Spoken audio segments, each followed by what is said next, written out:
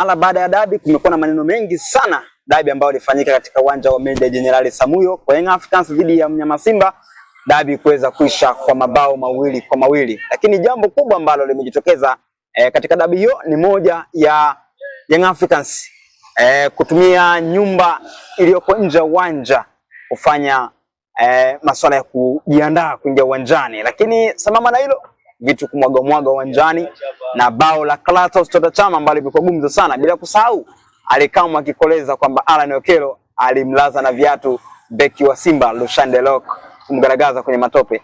Nandi Jiala, Nandi Junior, mambo vipi? Namshukuru Mwenyezi Mungu mwingi wa rehema anonijalia pumzi, niko salama. Mambo yanaenda? Niko upande wako. Bwana, mimi mambo yanakwenda vizuri. Lete story. Bwana, vipi kuhusiana na mchezo wenu wa dabi dhidi ya Young Africans? Mmepokeaje matokeo? Awali ya yote, kabla sijauzungumzia mchezo wa dabi, niende moja kwa moja kwenye engo ambaye nimeisimamia, ambaye imenifanya mpaka leo hii niko hapa na naendelea kupambana, niweze kuwapongeza wadau wangu wa soka hapa nchini na wadau wangu wa soka waliokuwepo nje ya mipaka ya taifa la Tanzania ambao wananifuatilia kwenye mitandao ya kijamii. Wamenipongeza sana kwenye tukio kubwa ambalo nimelifanya la mtani wetu mmoja wapo kuweka ahadi ya kuchukuliwa mkewe baada ya kuona tukio limetimia la kwenda kuchukuliwa mkewe. Hii ni somo kwa mashabiki wote Tanzania na mashabiki waliokuwa nje ya mipaka ya Tanzania. Tusamini sana wake zetu. Mke ana thamani kubwa jamani, kuliko kitu kingine chochote kile. Kiacha wazazi, anafuata mke, anafuata watoto. Hivyo ni vitu vya kuvisamini sana. Dharau vitu vingine, lakini usidharau hivyo vitu. Tujitahidi sana kuchunga vinywa vyetu, tujitahidi sana kuondoa miamko yetu kwenye furaha ambayo inahusiana na watu wengi. Mke ni wa kwako wewe kama wewe, watoto ni wa kwako wewe na familia yako. Hawajulishi na hiyo timu ambayo unaishabikia. Na wala hawajuani na chochote na watoto wako. Watakujua wewe kama wewe tu. Lakini watoto wako hakuna mtu yote ambaye atawafahamu wala mke wako. Kwa hiyo tuchunge sana kwenye eneo hilo, na wadau wangu ambao wamenipa pongezi kwenye hilo, mmoja wapo anaitwa Zakaria, anatokea Simbawanga. Yeye alinipigia simu siku ile usiku na kunipa pongezi. Lakini mwingine mwanangu kutoka Tabora anaitwa Helen Sylvester Mwamba kutoka pale mkoani Tabora ametoa pongezi zake za dhati, na wadau wengine wote kutoka mataifa mbalimbali nao wametoa pongezi zao za dhati. Kwa hiyo niseme niko pamoja na nyinyi, endeleeni kunifuatilia, endeleeni kuniombea dua, endelee kuwa salama, endelee kugonga misumari pale panapoonekana panastahili kugonga misumari. Unaanzia wapi sasa mnanijua? Kokote utakapoamua, mimi kama kawaida. Tuanzie la nyumba. Wewe tu hata ukitaka tuanzie la kwenye bwawa niko tayari. Sio nyumba. Bwana, walivalia nguo zao kwenye nyumba ya mtu kinyume na kanuni, ibidi watumie vyumba ambavyo vimeandaliwa. Ili jambo Mnandi Junior unalizungumziaje? Kwanza kwa mashabiki wa mpira ambao tunafuatilia ligi nyingi duniani, hili limetusikitisha na kusononesha kwenye ligi yetu ya Tanzania. Huku ni sehemu kwenda kuishusha thamani ligi ya Tanzania. Wengi wanachukulia jambo simple kwamba mbona Simba hawakuingia vyumbani Zanzibar, umeona bwana, au fulani aliruka geti, mimi nitafanya hivi. Kwa hiyo hivi vitu ambavyo haviendani. Simba hakuingia kwenye chumba cha kuvalia nguo na vilionekana picha za video kabla ya mechi kwamba kuna mtu kwenye vile vyumba kumetobolewa, na wakati Simba wenyewe wanasema kule kulikuwa kujatobolewa. Kwa hiyo ile imewafanya wao wapate ukakasi na ndipo kupata mashaka kuto kuingia kwenye vile vyumba. Hasa wao wametuonyesha picha gani ya video Meja Jenerali iliyowasababisha wasiingie kabisa ndani na kwenda kutafuta nyumba ya jirani na kwenda kufanya vitu vyao. Unaona bwana? Wakaenda kufanya vitu vyao. Kwa hiyo ni kitu cha ajabu sana ambaye mimi sikutarajia kama kingefanyika. Kwa mimi naamini binafsi sisi kama mashabiki wa mpira kile kitu hatujapendezwa nacho hata kidogo. Na mimi niweze kuuliza kwamba bodi ya ligi na TFF kwa pamoja ni sheria gani au kanuni gani ambayo inaruhusu mtu kuja na kwenda kuvalia kwenye nyumba ya jirani wakati uwanja una vyumba na una kila kitu? Kwa sababu kuna mechi commissioner, ukiacha waamuzi ambao wanachezesha, kuna mechi commissioner ambaye ndo anakagua timu zote mbili kabla ya mchezo kuhakikisha ziko sawa, hakuna dosari na kuruhusu mchezo kufanyika. Je, tujiulize, mechi commissioner ameenda kuwakagua kwenye nyumba ya jirani? Eti mechi commissioner maana anakagua timu eneo husika la uwanja, hawezi kwenda kukagua timu kwenye nyumba ya jirani. Wao walikaguliwa na nani mpaka wanakuja kuhusika kwenye ule mchezo? Maana hili ni kosa la jinai. Lakini kwa taarifa za ndani nilizozipata, tayari hili jambo lishachukuliwa hatua za kisheria. Hili jambo lishachukuliwa hatua za kisheria. Kwa tusubiri na kuona nini kitaenda kutokea. Lakini ninachoamini mimi, Simba kama Simba, viongozi wetu tunaomba kwenye hili msifumbe macho. Sawa? Msifumbe macho. Washikilie walipokamata. Shikilieni hapo hapo.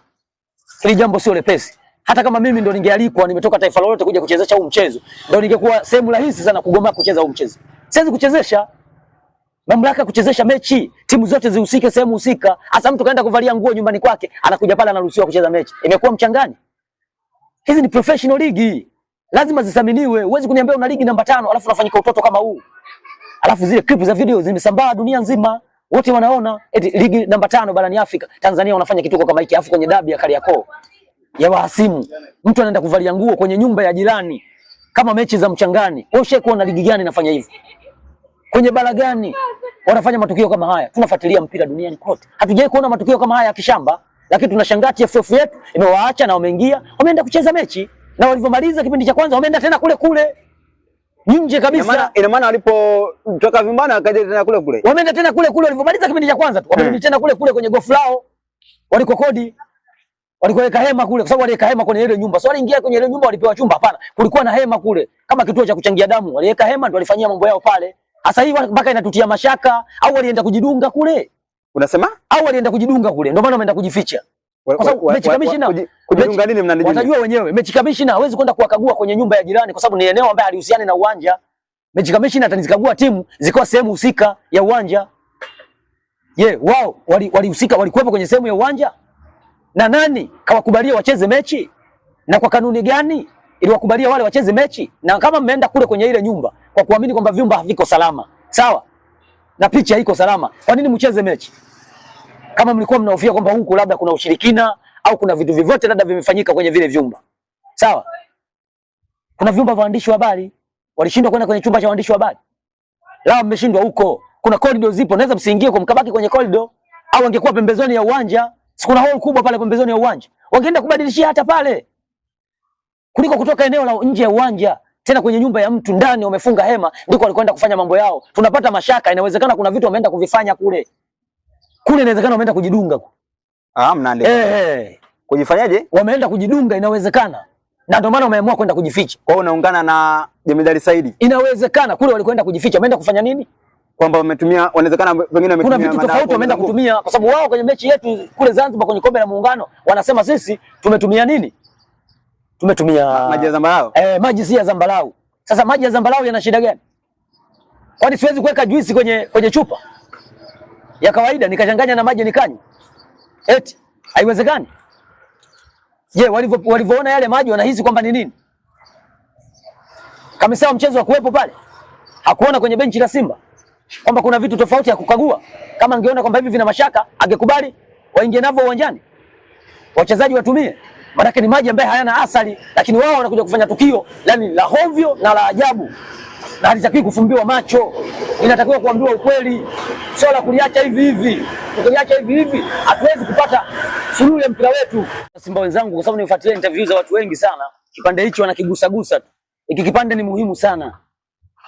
Sawa, tuzungumze si na nini. Tunajua swala la mchezo limechezeka vizuri, kila mmoja amestahili kile ambaye kimetokea pale uwanjani, lakini haya matukio ambayo yametokea ambayo yenye ukakasi, lazima sisi kama wadau wa soka tuyazungumze kwa marefu na mapana. Bila kuzungumza hatuwezi kusaidia mpira wetu.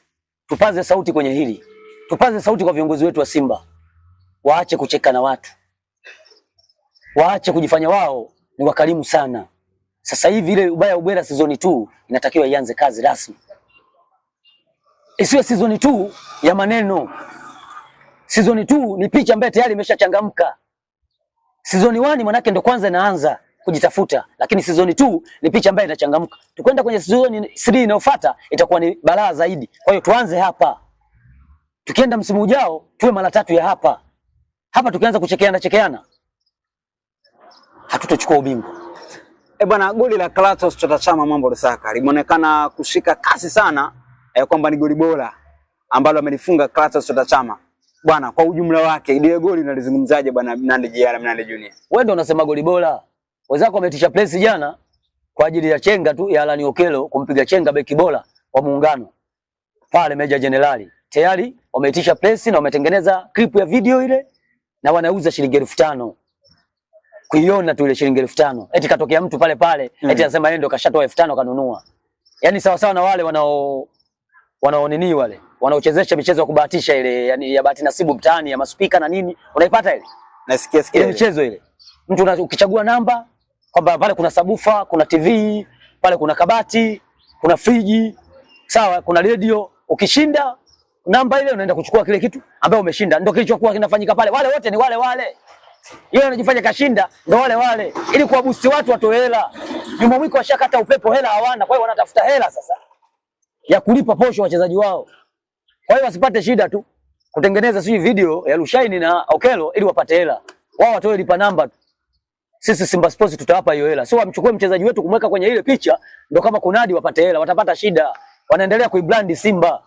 Sawa? Sio wanambrand Alan Okelo, wanaibrand Simba. Na wanampa vyeo Lushaini. Ndio wanampa vyeo. Sababu uwezekane kutambia chenga tu. Nyinyi mkatengeneze video na muinadishe mtandaoni. Mtu ambaye kapiga chenga watu wawili wamelamba nyasi, alafu katoa pasi ya goli. Ipi natakuwa trend?